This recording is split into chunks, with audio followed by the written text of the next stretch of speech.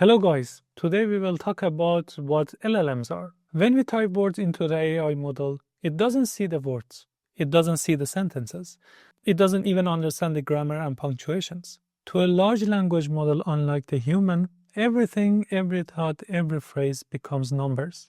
But how does that happen? How do we turn text into the math? That is all we will talk about in this session. As a human, we use words to represent the meaning.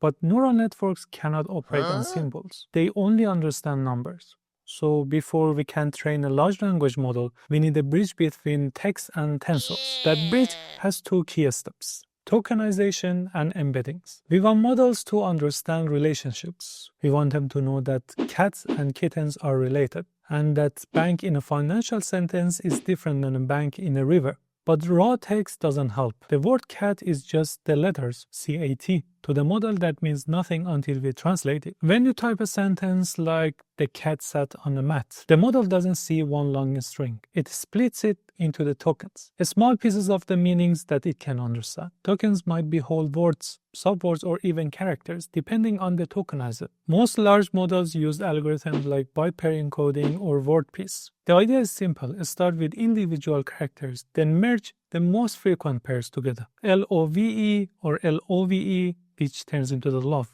This lets the model understand new words by reusing the familiar pieces. That's how it handles loveliness, beloved, or anything that is never seen before. On a screen, the tokenizer might output like this. Each token is mapped to a unique ID. For example, there is mapped to the 1423 cat and sant, as you see in the screen. Now your sentence is just numbers. Like this. This is like giving the model its own alphabet, but instead of letters, it's made of meaningful chunks. But we are still not done. These IDs are just symbols. We need something that is real numbers, continuous values the network can learn from. That is where the embedding comes in. Each token ID is passed into the giant lookup table. We can call it embedding matrix. If there are 50,000 tokens and each embedding is, for example, 768 dimensions, then the matrix is just 50,000 by 768.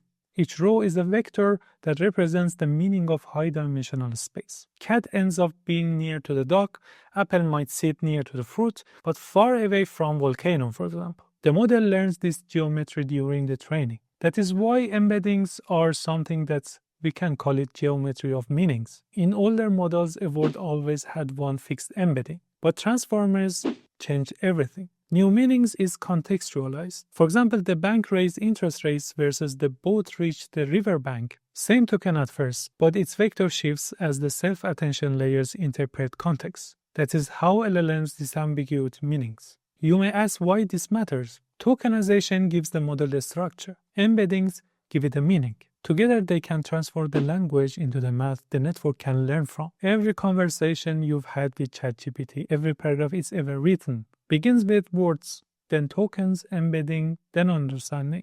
This is the invisible bridge between the human language and machine thought. If you have experience with large language models, or if you have any useful info that you want to share with others, feel free to comment down below. Until the next video, good morning, good afternoon, good evening. Bye.